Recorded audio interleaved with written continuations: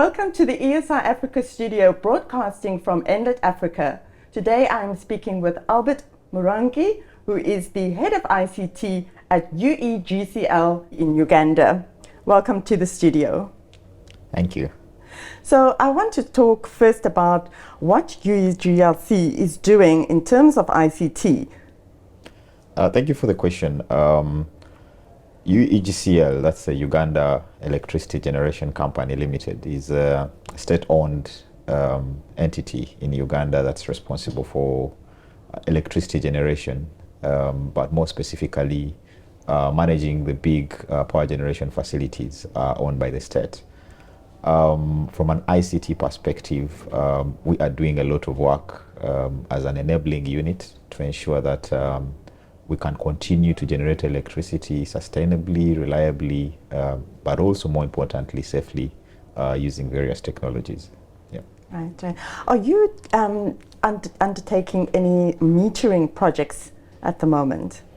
At the moment, because of the space we lie in, being a generation utility, the metering that we do is with the off-taker, who is the transmission company. So we don't deal directly with the end users, but we deal with the transmission company. So we meter so that we're able to bill each other accurately to know how much energy we put on the grid, such that then we can get paid for that energy. Exactly. Yes. Right. And tell me, in terms of ICT, do you see any threats to the utility, cybersecurity perhaps, things like that? Absolutely. Cybersecurity is always a major concern for each utility or for every utility. It's something that cannot be downplayed. So that means, as an organization, we have to put in robust strategies to ensure that we counter and mitigate any cyber threats. Of course, learning from the past incidents in some of the other countries where utilities have been targeted by cyber criminals, it's always on the lookout, really.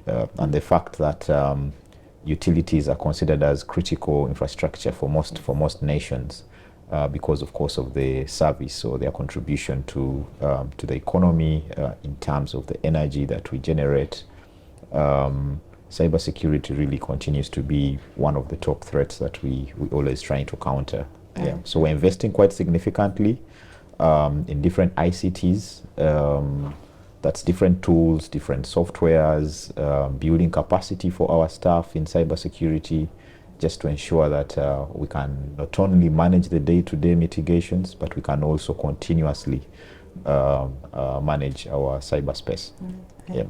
And we know that ICT is always developing. Yeah. So what are the opportunities that you see are going to be implemented at your utility in the next, say, 5 years? Very good question, and rightly so. IT is very dynamic.